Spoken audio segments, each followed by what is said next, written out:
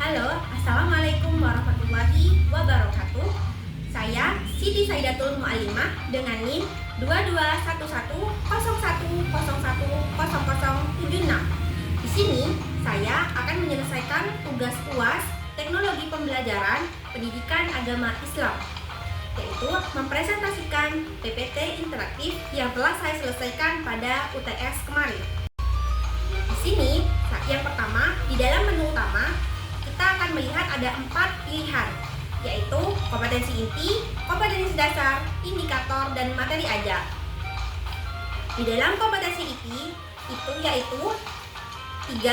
Memahami dan menerapkan pengetahuan faktual, konseptual, dan prosedural berdasarkan rasa ingin tahunya tentang ilmu pengetahuan, teknologi, seni, budaya terkait fenomena dan kejadian yang tampak di mata. Lalu, kita akan kembali kepada menu utama dan memilih kompetensi dasar.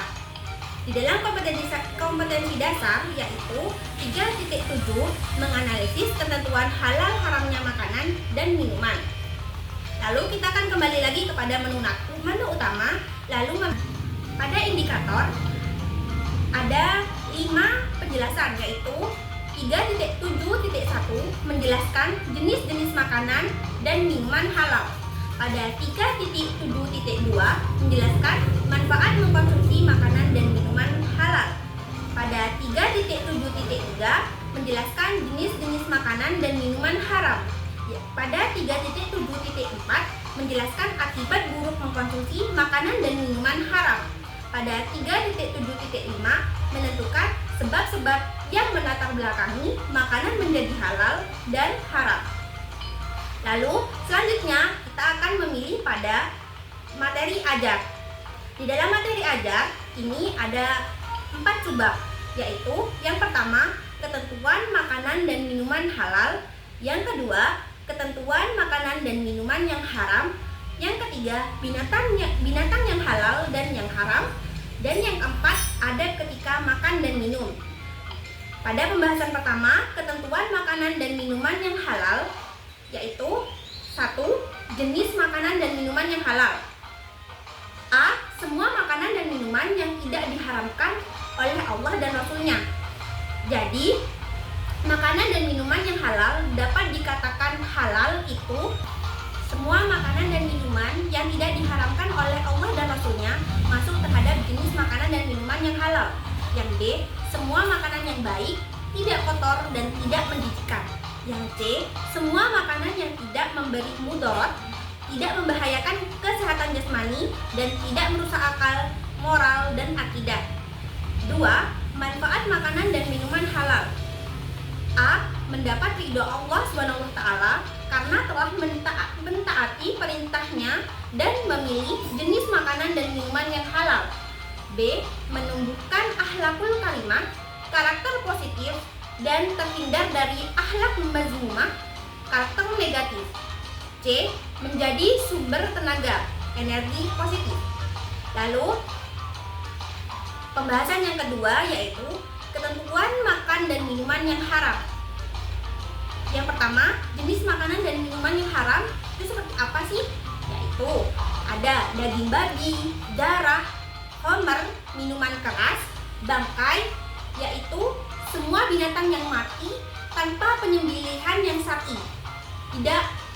Saat pemotongan itu penyembelih tidak mengucapkan basmalah, dan juga bukan hasil perburuan.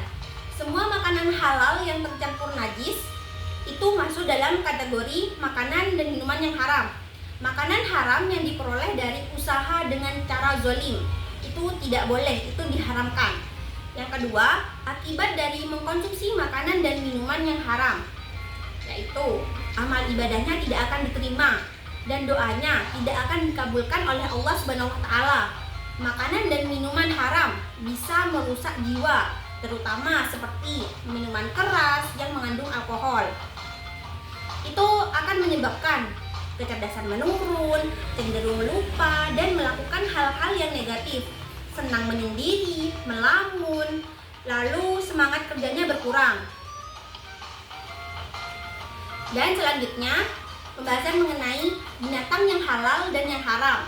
Yang pertama, pembahasannya mengenai binatang yang halal terlebih dahulu, seperti binatang ternak, yaitu kerbau, sapi, unta, kambing, domba, dan lain-lain. Lalu, binatang sebangsa belalang juga halal, bahkan bangkainya pun boleh dimakan, walaupun tanpa disembelih. Yang C, binatang hasil buruan yang diperoleh dari hutan, seperti kijang, kancil, atau ayam hutan halal dimakan dagingnya. Yang keempat, binatang yang hidup di laut atau air. Yang kelima, kuda, itu binatang yang halal. Lalu binatang yang haram, itu ada binatang yang disebutkan pada Al-Quran surat Al-Ma'idah ayat 3, seperti babi, hewan yang mati, bangkai, dan lain-lain. Yang kedua, segala hewan yang bertaring kuat seperti harimau, singa, serigala, anjing, dan lain-lain. Lalu, segala jenis burung yang bercakar tajam atau burung pemangsa seperti elang. Lalu, ada binatang yang disembelih untuk sesaji, itu haram dimakan. Lalu, binatang yang disembelih tanpa membaca basmalah seperti yang saya sebutkan tadi. Yang keenam, setiap hewan yang diperintahkan untuk dibunuh, seperti nyamuk, seperti cicak, gitu. Lalu hewan yang dilarang untuk dibunuh, maka ia dilarang untuk dikonsumsi. Lalu selanjutnya pembahasan mengenai adab ketika makan dan minum. A. Berniat makan dan minum untuk menambah kekuatan agar dapat menjalankan aktivitas dan ibadah dengan baik. Selanjutnya, tidak makan dan minum secara berlebihan. Jika dirasa sudah cukup, maka dicukupkan saat makan. Yang ketiga, makan dan minum dengan teratur, baik pagi, siang, maupun sore hari. Yang keempat, makan sambil duduk di tempat yang nyaman dan pantas. Yang kelima, mencuci tangan agar bersih dan sehat. Yang keenam, hindari makan sambil berbicara. Yang ketujuh, tidak meniup makanan ataupun sambil bernafas ketika minum. Lalu selanjutnya, masukkan makanan ke dalam mulut sedikit demi sedikit. Jangan makan dengan suapan yang terlalu besar. Yang terakhir, jangan mencela makanan yang tidak disukai. Lalu, setelah semuanya telah dibahas, rangkuman yang dapat dirangkum dari pembahasan tadi yaitu makanan dan minuman yang halal adalah makanan dan minuman yang dibolehkan untuk dimakan atau diminum menurut ketentuan syariat Islam. Termasuk dalam kategori ini adalah semua makanan dan minuman yang tidak diharamkan oleh Allah dan Rasul-Nya. Makanan dan minuman yang baik dan tidak menjijikkan dan yang tidak mudarat, membahayakan jasmani dan rohani kita. Orang yang makan makanan haram dan minum minuman haram, amal ibadahnya dan amalan-amalan yang lain tidak akan diterima oleh Allah SWT. Demikian juga orang ini doanya juga tidak akan dikabulkan oleh Allah SWT.